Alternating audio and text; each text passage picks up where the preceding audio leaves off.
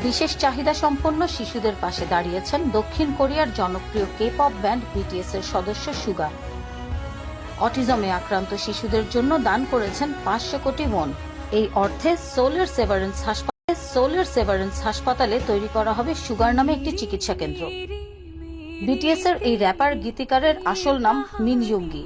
সেই নামেই হবে চিকিৎসা কেন্দ্র, যা চালু হওয়ার কথা চলতি বছরের সেপ্টেম্বরে। সেখানে দেওয়া হবে বিশেষ শিশু কিশোরদের মানসিক স্বাস্থ্য সেবা, এমনটাই লিখেছে দ্য কোরিয়া টাইমস। সুগা আগেও মানসিক স্বাস্থ্য নিয়ে কাজ করেছেন। গত 7 মাস ধরে এই কার্যক্রম চালুর প্রস্তুতি চলছে।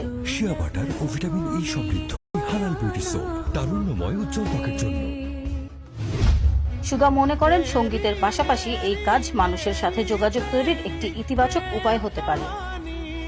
সেভারেন্স হাসপাতালও একটি বিবৃতিতে বলেছে, মিন ইয়ুঙ্গি চিকিৎসা কেন্দ্রের লক্ষ্য হল অটিজমে আক্রান্তদের দক্ষতা বাড়াতে চিকিৎসা ও প্রশিক্ষণের সাথে সঙ্গীত চর্চাকে একীভূত করা।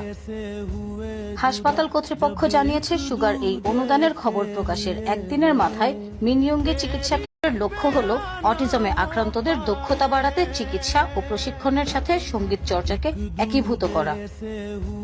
হাসপাতাল কর্তৃপক্ষ জানিয়েছে, সুগার এই অনুদানের খবর প্রকাশের একদিনের মাথায় মিন ইয়ুঙ্গি চিকিৎসা কেন্দ্রের জন্য জনসাধারণের কাছ থেকে 20 কোটি ওনের বেশি অনুদান মিলেছে।